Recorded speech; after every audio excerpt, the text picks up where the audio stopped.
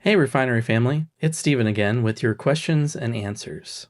And today's question is just right for this season.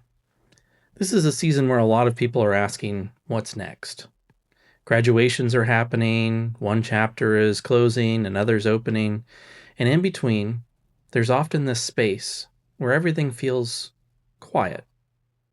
You're waiting for direction, waiting for clarity, waiting for God to say something. So the question is today, why does God feel silent sometimes? Well, first and foremost, we need to understand this. God's silence is often misunderstood. Even in Scripture, we see faithful people wrestle with this. In Psalm 13, David cries out, "How long, O Lord?" That's not weak faith, that's honest faith. But here's the truth. Silence does not mean absence. One of the clearest examples is the gap between the Old and New Testament. For about 400 years, there's no recorded prophetic voice. From a human perspective, it feels like God's silent. But he wasn't inactive. God was preparing everything. The spread of a common language, the infrastructure of the Roman world, all leading to the perfect moment for Jesus Christ to come.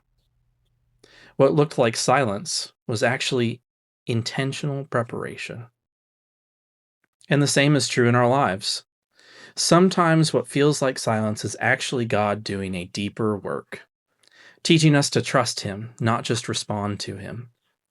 Because if God answered every single question immediately, we wouldn't need faith.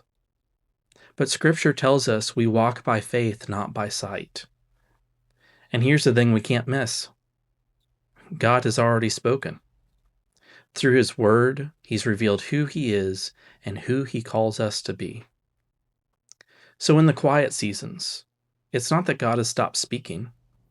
It's often that he's calling us back to what he's already said. So if you're in a season where things feel uncertain and God feels quiet, don't assume he's distant.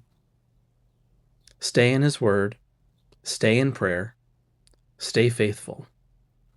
Because even in the silence, God is working, God is present, and God is always faithful. We'll see you next time.